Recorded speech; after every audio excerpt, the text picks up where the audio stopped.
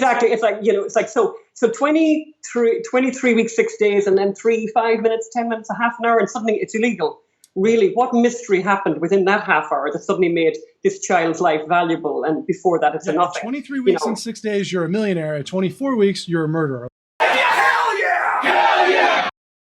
Hello, Truth Seekers, and welcome back. I'm here today with a very special guest. Her name is Anne McElhinney. She's the author of Gosnell, the book about the America's biggest serial killer that you've never heard of before.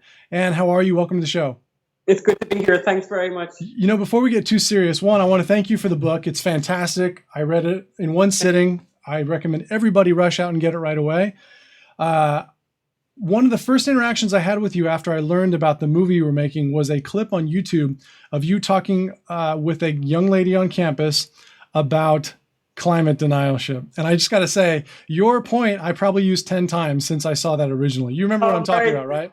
Thank you. Yeah, I do. It's kind of gone slightly viral, that one. Yeah, actually it happened in Temple University with a rather irate socialist climate alarmist who was, shouting at me and called me, well, all kinds of names, and people can check it out online. But she was a bit upset, and I basically pointed out to her that, when it comes to anything to do with science, that science doesn't proceed through. It's not got anything to do with democracy, or it's got nothing to do with how many people agree. It's got to do with truth. So one person can tell you what the boiling point of water is. And if 100,000 other people disagree, it doesn't change the boiling point of water. But she was very upset now. She was very upset. So climate alarmists get very upset when they're challenged. And she basically, is in a college that obviously doesn't encourage any kind of free thinking. So when she came across a new idea that she hadn't heard before, it was just so offensive to her that the only thing she could resort to was being super aggressive towards me. But I was cool, calm, and collected on that occasion. I can't say I always am, but I was cool, calm, and collected that day. And, I pointed out just the complete nonsense of people who try to bully people into being quiet about their skepticism about anthropomorphic climate change. And they try to silence them by saying that 97% of scientists agree. There is no such thing as 97% of scientists agreeing anyway. This is nonsense. And it's super childish. It's like everyone says so. It's the kind of thing that you would have seen when you were, a kid in school. It's nonsense, and it should never be tolerated. Truth is out. The flat earthers were the majority. When I heard you, hold on just a second. Can you hear me okay? Okay. When I heard you say that, I thought, you know what? Mark Stone ought to hire you, and you ought to have a PR campaign where instead of Wendy's, where's the beef? It should be, where's the list? And just run commercials. Where's the list? Who are they? Where's the list? It was genius. So anyway, I don't want to distract people. I'm sure a lot of people have already clicked downvote because they don't like you ripping on their client. Their climate worship? But I thought that was fantastic. So thank you very much. Where's I'm the list? I'm getting mail from all over the world about it. You should go viral more often. I thought you were very good at it. All right, so let's talk about the reason we're here, which is the Gosnell book. I've got a lot that I want to cover in a short amount of time, but the first thing to me that stands out is the conversion story, and it's really your conversion story. You start out the preface by saying that you do not like, I think you can correct me if I misquote you here, you're not a big fan of the pro-life crowd. You said that you felt like a lot of their photos were manipulated and that they don't need to resort to using graphic images if their argument has a lot of strength. And once you do that, once you convince yourself that that's true, you can dismiss any argument that they have. And by the end of the book, you're standing at the front of the line with them. And I think there's something powerful in personal conversion. So I want to talk about that first of all, because I believe that if more people knew what you know, they would also become converted. True or false? No, that's probably true. I mean, my approach to this, I came at this as a journalist, and I continue to be a journalist. I'm not an activist, and I won't be an activist, and I'm no good to anybody as an activist. Okay. But I think what the point I was making in the preface is that when I was younger, I didn't trust pro-life activists. I thought they were too earnest and too religious, and I didn't trust the provenance of their photographs. And I think that's a problem for anyone who's an activist. People who are activists, there's always that problem that people who are agnostic, for example, on an issue can be met with a believer, a true believer, and be just put off by the activism. Be put off by the activism and feel like there's a possibility, a very good possibility, that the person is biased and that their bias is allowing them to say all kinds of stuff that's not true. And so I actually thought that the photographs as well that they showed, the really graphic photographs, I felt that they were photoshopped for effect. I didn't trust them. So what happened in this case was, as a journalist, I was exposed to evidence, not anything from there's no pro-life activist involved in the trial, no voice from the pro-life movement, if you like. You have actually good abortion doctors, legal abortion doctors, describing what good and legal abortion is. And you also have the evidence from the medical examiner who had to determine the age of the 47 bodies that were found on the premises. None of whom of those 47 could be decisively proved to have been illegal. A couple of them were late term, but they couldn't have been proved to have been murder. And I think what became very significant with that was that I saw those photographs, I've seen those bodies, and they were very arresting in terms of their humanity. And the provenance of them is unquestioned. It is, and they sort of, those photographs assault with the just irrefutable truth of their own humanity, and they shut up anyone who has anything to say about a clump of cells. And they prove the point very eloquently of why it is that Planned Parenthood are so against having their clients see ultrasounds. That's why they do, because obviously they're running a business, and the ultrasound doesn't help the business. Tell me something that I haven't really seen in a lot of the work that you put out recently is how you and Phelim got originally involved in this project. How did that come to be? I know you were a BBC reporter. It sounds like you're from over the pond, but tell me how this came to you. Yeah, well, we made it. Our last documentary was about fracking, Frack Nation. It's fantastic, by the way. And and it's available on Netflix. And Phelim was touring around Pennsylvania, showing that documentary to audiences and having screenings. And he had a couple of days off, and he was in Philadelphia. And, for some of your listeners, and I myself am a person of faith, or trying to be, there's the word providence, and there's something providential, I think, in the fact that he happened to be in Philadelphia and heard about a local crime story as it was being described, and went to the trial, because that's the kind of thing he does. And trust me, 10 years into being more than 10 years married to him and into this job, it's incredible that he's always ferreting out news stories. And he goes into this court, and on front of the jury, they were projecting the images. They had a projector, and they projected on front of the jury these images of these children, of these 47 bodies that were found on the premises, plus other photographs that have been provided by by workers, including Adrian Moten and Karima Cross. So they're looking at these extraordinary photographs and tie that together with people taking the stand under oath, under pain of perjury, and telling the worst stories ever. And Phelim's sitting there thinking, this is the worst thing I've ever heard. These are the worst photographs I've ever seen. And he covered the Northern Ireland conflict, so he's been in war zones. Right. And he's sitting there, and he turns around, and he said more shocking than the photographs was the fact that the benches that had been reserved in this very large courtroom, by the way, for the press were empty. And they had reserved a large courtroom because they expected a crowd of journalists to turn up because of the nature of the case being so horrific, but no one turned up. So there were local journalists, but there were no national journalists. And that's when you decided what? And then it gets even more interesting than that. So he spent 3 days in the court, and then he came back to Los Angeles and presented myself and our business partner, Magdalena Seguedo, with this, we have to do this. This is the only thing we should do now. We need to do this story. And we were literally, we very often, Magda and I we're like sisters from another mother. We kind of finish each other's sentences. And we both almost in unison said, absolutely 100% not. We want nothing to do with abortion. And what changed us was that Phelim basically bought the trial transcripts for the 3 days that he had been in the court and said, I want you to just read these 3 days of transcripts. And that sealed that. And that changed us. And that decided us on this course of doing this thing. And it's really weird because we had money to do another movie. And getting money to make movies is very, very, very challenging. And we had an investor, and we sent the money back. That's how seriously we felt about this. And that's coming up on, so that's 3 years ago now.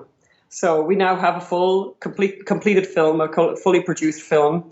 And as you know, we've got the book, which people can buy at gosnellbook.com. It brings them to the landing page.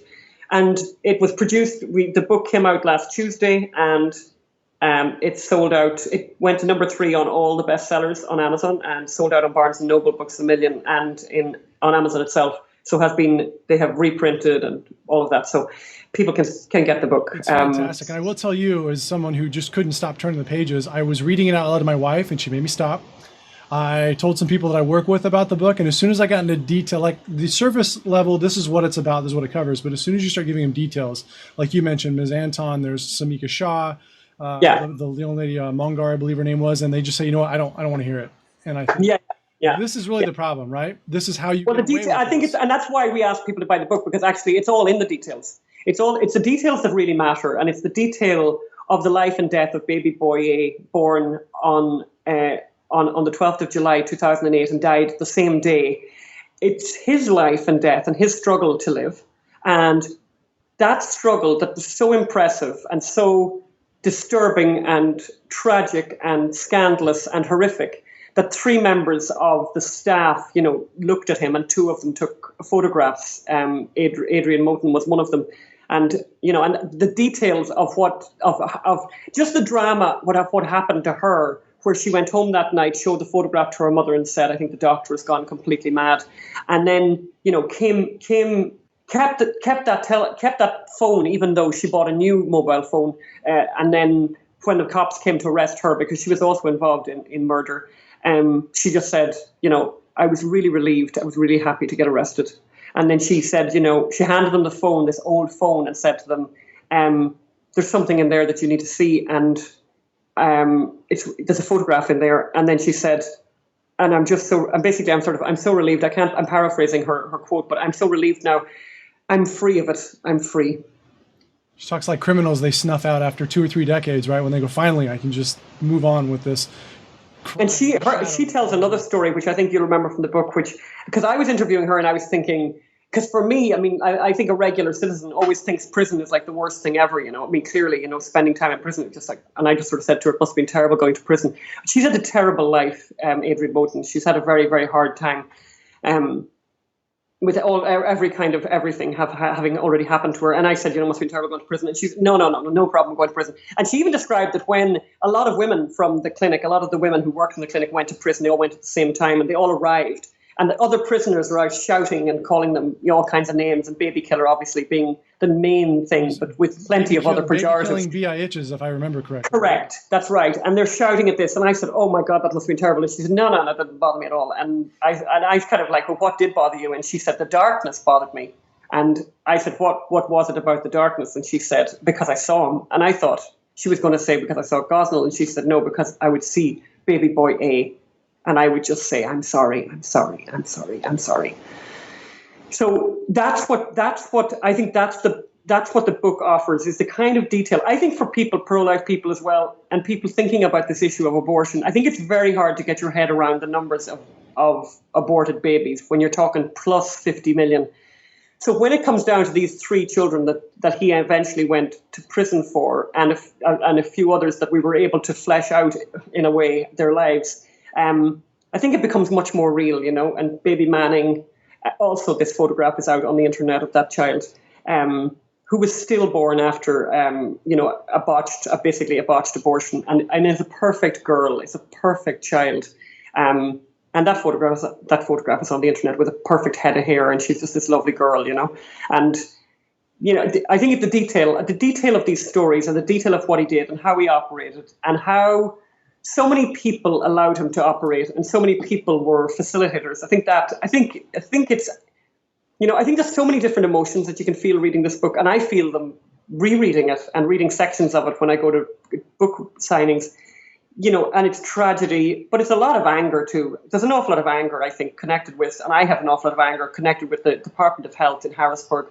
These civil servants, some of whom, have medical backgrounds, like had nursing backgrounds, and sat in these beautiful, pristine offices, with these pensionable jobs, these beautiful pensionable jobs, safe, at a nice desk and their pens and all of that, and got complaint after complaint after complaint after complaint about this guy, like very serious complaints written by very serious people, including a doctor who had recommended had referred young women to Gosnell for abortions, and then they'd all come back to this guy with venereal diseases. So he wrote a handwritten complaint. He hand-delivered it to Harrisburg, and Harrisburg did nothing. But all of that pales into insignificance when you think about the death of Samika Shaw in 2000 and the death of Karnamaya Monger in 2009. And you think, and still no one from Harrisburg would go and investigate what was going on. And what they would have seen if they had decided to bother to do that was a scene of mayhem.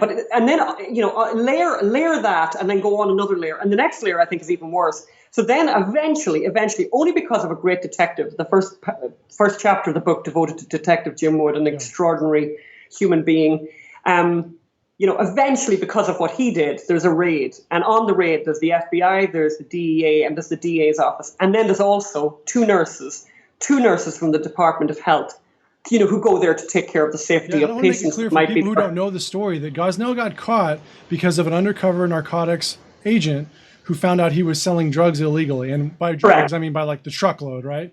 Yeah, and, he's one of the biggest suppliers in Pennsylvania. They superseded these people who had basically shirked off their responsibilities for over 2 decades, found out what this guy was doing and said, hey, we have something much bigger here. And then got interference from the police department, who said, if you start charging someone with murder, it's going to make our city look bad. And it's just wave after wave of obstacles to bringing this man to justice. But I just think the story of the fact that the night that they did do the raid and they walk in across the threshold and Jim Wood is there and Jason Hoff and Stephen Doherty, and they're basically, the smell is overwhelming. The smell of urine. There's cats walking around. There's obviously you're alluding to the doctor who was eating salmon teriyaki, wearing bloodied, torn surgical gloves. And there's just complete mayhem. There's turtles. And there's all this sort of stuff going on, bloodstains on the ground. Awful, right? But here's the thing that really is unbelievable, because, I just cannot say enough bad about the Department of Health. I just can't ever be finished with that story. And I don't think anything has changed there. But that night, they go in there and there are women lined up to have abortions, and there's one sort of ready to go. And, and Jim Wood, regular guy, he's not a doctor, he's not a nurse. He looks around just as a sensible human being and says, right, clearly nothing is going to go on around here. But the nurses say, no, oh, no. We'd need to check this out with Harrisburg. They don't even have they're just so, awful. They're just the most awful people. So they phone their better off, the higher-ups in Harrisburg, the higher-ups in the Department of Health, and the message comes back, don't stop him. Let him do the abortion. He's, there's nothing wrong here. You got babies to kill. Plenty of young people listening to this show will know that restaurants get shut down because somebody finds a cobweb, or or whatever, children doing their lemonade stand, all this sort of stuff. It's such nonsense, but there's the ideology of protecting abortion is that powerful that they wouldn't stop him. Yeah, so they had to sit around and wait for him to finish killing the baby before they could get on with their business during a raid. Correct. Which, by the way, if you watch Cops or SWAT or any of these shows where they show how serious that situation is, we had a guy in Arizona a couple years ago in Tucson who was a former Marine, and they broke into his house because they knocked on the wrong door, and he had a gun and they killed him. And I thought, imagine them going in there and they say, whoa, doctor's doing an abortion here, and they all just sit around and wait until he's done. And then he eats his teriyaki salmon with bloody hands, which is disgusting. I want to break this down because I know a lot of people haven't read the book. Hopefully they're going out to get it. But when I read it, my first reaction is what you said about Steve Massoff, who was his unlicensed assistant or on board, not certified, who the judge said of him, Gosnell is an evil person, couldn't have done this without help, which is why you're in trouble. And this is the guy who said that it was raining fetuses, just raining blood everywhere. And you think, how does a person do this and not have enough conscience to say something's wrong here? And then you go through the psych profile of the people that he chose to help him. And I want you to elaborate on that a little bit, because I think that tells so much of the story of the kind of people that will sit by and let this happen and say, well, I'm getting my $14 an hour plus $6 stipend per beheading, so, not my problem. Yeah, I've said that. To me, that's what's most disturbing here. It's almost like it'd be okay if it'd be kind of like, there's some part of me that feels that, that you could deal with this one guy, this Gosnell guy, as being this kind of crazy guy. What's really disturbing, what's super disturbing, is this circle of other people who are around him witnessed this, and that everything was so banal. This is, I use that phrase, the banality of evil. And the worst of the whole bunch of them for me is Steve Massoff, because of the fact that he came from a nice background. He had a medical degree.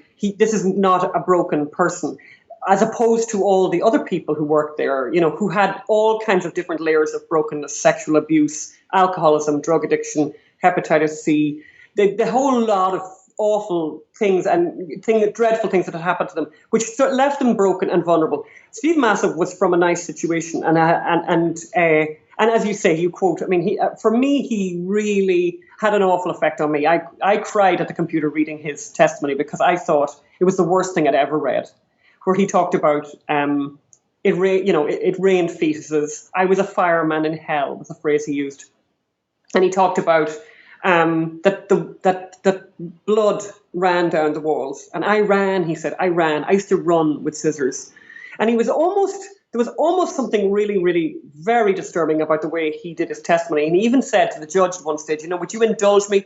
Just put your hand, he said to the judge, just put your hand there, put your hand at the back of your neck and feel that soft bit. Yeah, that's where we cut. Like, that's how he talked. So, I find, and exactly what you just said, it was bad enough, Gosnell, but he couldn't have done this without help. And he had lots of help. Okay. And there's all these details in the book that are awful. Like, so everyone got a $20 tip when they did a late-term abortion. Everyone was tipped, which,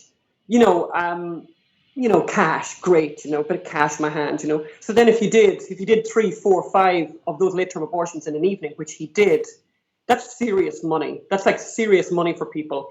And this is what they were getting, because he was getting thousands. He was getting thousands and thousands of dollars, up to $2,500 in one case. So I just feel like the details are really important.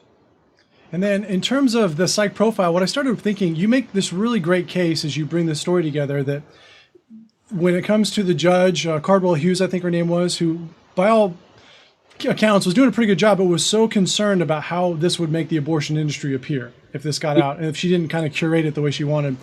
And then all these different people who got an interest in making sure abortion doesn't suffer. Then you get to the trial, and what does Gosnell's defense team do? They say, hey, look, this is the industry. Like it or not, this is what we do. This is how abortions work.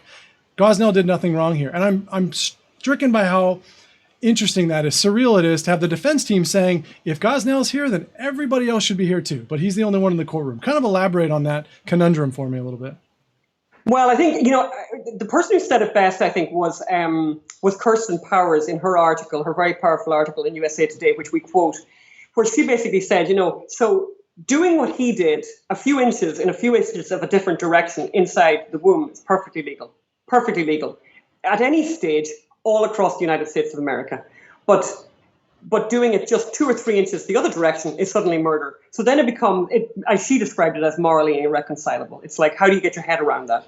And that was the dilemma. And that was a dilemma that the jury had to face. And the jury kind of had a problem with that. And they found they got a swift education on abortion, that they got all this information that they hadn't heard before. And they're kind of like going, They thought they were just shocked by so much about what they learned. And particularly they were shocked by the 24 weeks. They were, and so 24 weeks is Pennsylvania, but it's 40 weeks in other places. But 24 weeks, 6 months, plenty of people know what that means. 6 months, they've got friends, cousins, their wife, whatever, has had a baby at 6 months. They've had a baby at 6 months. And you suddenly think, are you kidding me? It's totally legal to do that in Pennsylvania at 6 months. And then they obviously discovered as well that it's perfectly legal actually to do it up to 9 months in some parts of the United States. Colorado, yeah. So this is the reason the media didn't cover it, I think, because it brings up far too many awkward questions about the actual legal system here.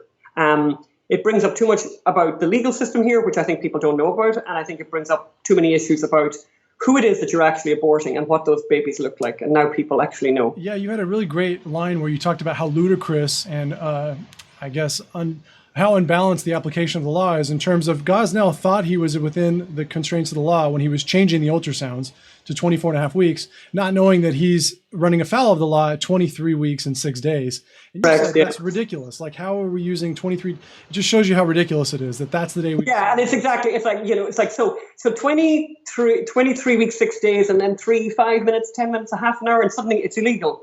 really what mystery happened within that half hour that suddenly made this child's life valuable, and before that it's a nothing. 23 weeks and 6 days, you're a millionaire. At 24 weeks, you're a murderer. Like, who decided that? That's genius. What happens in that 5 minutes? I'm curious. That's the problem. That becomes, I mean, this is what's wrong with this story. This is the reason this story hasn't been told. This is the reason why, this is the main reason why we wrote the book and produced the movie, because nobody knows this. But once they do, all these questions come up that need answering.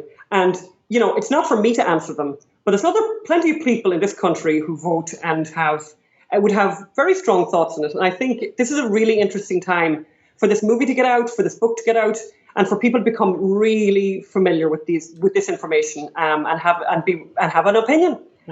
Something that surprised me is that you told me, or in the book, it said that they didn't put a lot of emphasis on whether or not the jurors were pro-choice or pro-life or pro-death, which I thought was interesting because you're so much about getting rid of jurors because of their preconceived notions. They said, we're not going to try abortion. We're going to try him based on what he did wrong according to the law. But at the end of the trial, most of the jurors are saying, look, we're no longer pro-choice or we're ambivalent about it. Fascinating to me, because what does that tell you about the industry? They don't, like everyone that we interviewed had changed their mind and certainly felt that the law in Pennsylvania was wrong. And I think once you start rowing back, once you think there's a problem, exactly like we've just had this argument ourselves, we're 23 weeks and 6 days, and then 24 is fine. It's, or I should say the reverse. You're starting to get into dangerous ground there because, you have a problem with that. Half an hour later, though, no problem at all. Or the other way around. So this is the strength of this story and exactly the reason why we've had such a challenge getting the movie out. But the book is proving just to be this. It's quite interesting actually, because there's a hunger for this story and there's a hunger for these details. We sold out on all the platforms on the second day the book was launched. That Amazon ran out of copies, so did Books A Million, so did Barnes and Noble. They have reprinted and they are back in business again, and people can go to gosnellbook.com to get a copy. And I'd ask people to definitely do that. It's very important that we get on the New York Times bestseller list. And the reason for that is it just creates another layer of problems for the mainstream media who continually want to suppress this story, continually want to make sure this goes away. It's not going away. No, it's not going away. And it's a privilege for us to be the people who get to tell this story. Two things from the book I thought were very interesting that I want to share with the listeners. One, the argument for abortion, for killing of the babies, is that they want to control their own bodies. But Gosnell, interestingly enough, had a fetish and an obsession with controlling women's bodies. That's number one. Number two, I want you to tell people what he called his black clients. Touch on those two for me real quick. Well, he just treated his black clients differently. He had a different place for them. So white clients got a really nice room where everything was clean and pristine and everything had been. And also when a white patient would come, he would see that white patient, and do the things that you need to do. Like he would weigh them and talk to them, which for anesthesia purposes, anyone who is in anesthesia knows it's super technical. But if it was a black woman who came, there was none of that. And the person, in fact, who would administer anesthesia to them was either a 15-year-old, bizarrely, who was way better than the alternative. And the alternative was, for example, the Delaware girls, who basically drugged Carnamaya Monger to death, who Jim Wood, the detective in this case, said very famously, you wouldn't let them mow your lawn, let alone give somebody anesthesia. So bizarrely, the 15-year-old, according to the ADAs, Christine Wexler and Joanne Pescatore, she was a really smart girl and took a lot of care and had this famous cheat sheet. But no, he was a racist. And when he was asked about it, when he was asked by one of the staff members, like, why are you doing this? Why aren't you treating this black woman better? He said, it's just the way it is. That's just the way the world is. Wasn't the term repeat offenders? Isn't that how you referred to them?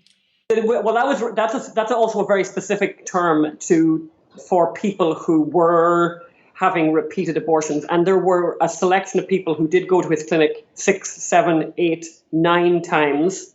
And that's what he called them. Gotcha. Tell me about the Mother's Day Massacre, which sickens me still, but I want to hear about it. Yeah, well, back in the 70s, Gosnell Gosnell and a friend of his, Harvey Carman, came up with the Carman coil. Harvey Carman was a psychologist but also had a kind of a vocation, according to himself, to provide abortions for women. He wasn't qualified; it was all illegal. But he came up with a thing called the Carman coil, which was a ball of blades which were held together by gel, and that was inserted into the woman, and then with the heat of the woman's body, it would open up, and the idea would be that it would help with abortion. And they did a test of this in Philadelphia, and Harvey Carman asked Gosnell to help him. And they did that, and the women were all hurt. Every one of the women, a bunch of women were bussed in from Illinois, and one of them ended up having to have a hysterectomy. It's a famous case. It was described as the Mother's Day Massacre. But nothing ever happened. Nothing ever happened to Gosnell. Harvey Carman was questioned by the police in Philadelphia, and I think was charged, but mostly charged with, doing medical practices in the wrong state, as opposed to anything much more dramatic than that. But Gosnell got off scot-free, and in fact went and spent some time in the West Indies and came back, and nothing happened. I mean, he must have felt, and I think I've said that in the book, he really did lead a charmed life, because it felt to him like no matter what he did, and he really did do everything, nothing would ever happen, because he had the severed feet of babies in jars inside the door in the kitchen where the peanut butters and jelly sandwiches were. And, if anyone had walked in and found them, there'd be questions to be answered. But the Department of Health never made that trip. When I read it, I didn't know about the Mother's Day Massacre. I was picturing in my head the little spiny ball from a Quentin Tarantino movie that I've seen where there's blood everywhere. And thought, you look at what people freak out about online, how upset they get every time Trump opens his mouth, ditto Obama. And here you have this guy putting basically a Dark Ages torture device inside women, controlling their bodies, and nobody says a word. No, what's wrong with society here? What's wrong anything to do with abortion, you see, is just fine. And those stories just don't get told. Those stories are we have to keep those stories quiet, and that's a protected thing. Should Gosnell be the mascot for the abortion industry? Should they use his likeness and face on their, marketing materials and on their buildings? Well, I suppose you probably don't want to do that, because he is serving 3 life sentences, and I don't see Planned Parenthood going out to bat to get him out of there either. So I think they've just discarded him, and good, and that's fine. Although he's very upset that he didn't get into the poetry class in prison. Irony Police, got to ask some questions here. We're pulling you over. Cardwell Hughes, talk about her. She was this well-accomplished black single mom, I believe, MBA, prominent judge, didn't name the NAF, which is National Association of Abortion Federation, rep, who had named the conditions appalling in her report, and she didn't want this to be anything more than an aberration in terms of the industry. Explain how that worked to me. Yeah, well, no, I think you've pretty much told it all there yourself. Yeah, Cardwell Hughes, she's retired now she was the judge of the grand jury. And she certainly was when we interviewed her, was very, very strong on this issue, that this would not be a case about abortion, that this case could not be turned into something that would adjudicate the rights and wrongs of abortion. And she said that if the grand jury came up with any other conclusions, she wouldn't sign off on the grand jury's report. So she was very strong in that, very political, gave us a very descriptive a geography lesson on Pennsylvania, describing it, and she was using that phrase from Carville, which was that thing that there's Philadelphia, and then there's Pittsburgh. There's Pittsburgh, and in between you got Alabama. Right. And she comes out with that, and then she said, there's a lot of people, a lot of those kind of religious lunatics, basically, who want to change that. And who want, to make us all Alabama, to turn us all into Alabama, but it won't be happening on my watch, kind of thing. And she just gave the most amazing interview. She works for the Red Cross now. And interestingly enough, you remembered a very good detail there, which definitely annoyed us, which was lots of people were named in the grand jury report, like lots of people were named, lots of people in Harrisburg, lots of people from the Department of Health, by the way, great. Some doctors, people from HOP, from the University Hospital, lots and lots of people, and people from the Jefferson School of Nursing, all kinds of people were named. But the one person whose name was really omitted was this inspector from NAF, the National Abortion Federation, which is kind of like it's an industry, it's an insider industry's own standards body. It's not a government thing. It's not federal. It's not state. So she comes along because Gosnell requested her to come along. It's because he would like to have gotten like an A star, or people, like Yelp, like a Yelp rating. And just so you know, I'm picturing Aaron Eckhart from Thank You for Smoking, where he's like the industry lobbyist who just goes out and goes, "Hey, everybody, free abortion." All good. Yeah. Yeah, well, basically, so that person came, inspected the clinic, thought it was the worst thing they'd ever seen, deplorable, appalling, recognized the fact that the workers weren't qualified, all that stuff, and then walked out, didn't give him, obviously, the accreditation, whatever, but didn't report it to anyone. So this is somebody, who had been in there, who was checking out medical standards, recognizing that the medical standards were completely absent, that there was all kinds of unhygienic, dangerous, unsanitary practices going on, but did nothing about it. And that person's name is not mentioned in the grand jury report because of the fact that the judge of the grand jury didn't want that person named. I was thinking a lot about when Gosnell was arrested, the first thing he said was, "This is what happens when you try to help people." And I couldn't help myself. I thought of Obama speaking in front of Planned Parenthood saying, "You guys are doing God's work." And when I read the last chapter of your interview with Gosnell with the Bible scriptures and the justifications and the evasion of all the things that are in the record, like him running off to the British West Indies, which you say never happens, I just think to myself, this is proof that you really can't serve two masters, right? You cannot do God's work while you're underhandedly fighting against him. That's, for me, the theme is that people need to read this because, like the young lady I met in front of Scottsdale Mall a few months ago who was getting signatures for Planned Parenthood, I threw something back at her like, I don't support killing babies and I definitely don't support the government being in that business. And she was about 20 years old and she says, well, obviously you and I aren't going to agree to disagree, so thank you for your time. I thought, because you don't know what I know. And everyone needs to know what you know and what you wrote in this book. Otherwise, how would they? Yeah, no, that's very much what and it's amazing to me, even people, conservatives, religious people, even pro-life people who are reading this book and saying, oh God, I didn't know this. This is something I didn't know. I didn't know that detail. And that's what we're journalists and we're happy to be reporting the news and we're not in competition with anyone because no one else wanted to do it. So, we're really, really happy that the book is doing as well as it is, and people should buy it and buy multiple copies and buy copies for friends and buy copies for that girl, for that woman that you met at Scottsdale. Buy one for a local media, guru that who just doesn't want to tell the truth, whatever, and let them try and find a flaw in the book. We have a lot of footnotes in the back. People go to gosnellbook.com and that's where they can get it. I should buy her one because the thing that bothers me, I read this and there's this long litany of bodies. I mean, basically all these people who don't only regret their abortion, but now they can't have kids, hysterectomies, punctured cervix, nightmares, all these things they don't tell you when you go in to get the abortion. And Gosnell would never be honest with you about it. So he ruined a lot of these women's lives. Yeah. And if it was a 30 for 30 for abortion patients, there'd be tons of material to work with, but we never hear about them. No. So the last question I have for you is about the March for Life. You went there, heard you had a great time. It bothers me that it's all women that are there, which is really interesting to me. But in terms of getting the movie made and in terms of the Hollywood side of this, I read an article last week that called The Death of Hollywood, where it talked about the production estimates being $3 to $8 million per half hour of TV. How did you get a movie made for a couple $1 million? Was that a tremendous challenge? It was, but we had John Sullivan working with us, who, as you probably know, was behind the Denise D'Souza 2016 in Obama's America, who's a bit of a genius and was very much helped us make the dollars go very far. We also were very lucky that we went to Oklahoma City and had a really great time there with people. People worked really hard. We got great locations, for better deals than if we'd stayed. We couldn't have done this in Los Angeles with the money. It wasn't easy. We'd love to have had more money. We really loved to have had more money. But anyone who has seen the movie, no one has come back and said, wow, yeah, it looks a bit cheap. No one has said that. So we did really well with the money we had, and with great stars. We've got Dean Cain in the lead role, Sarah Jane Morris. People probably maybe don't know the name, but they certainly would know the face from NCIS, Criminal Minds. She's been in a lot of shows. Nick Searcy, who a lot of your, people would know, starred in Justified.